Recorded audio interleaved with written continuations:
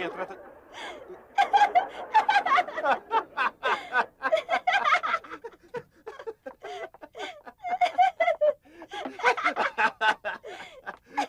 Parece uma dessas éguas. Senhor, pode me dizer do que está rindo?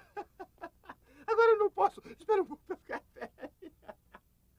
Eu estou falando com a vassoura e não com a bruxa. Tesouro! Mamãe?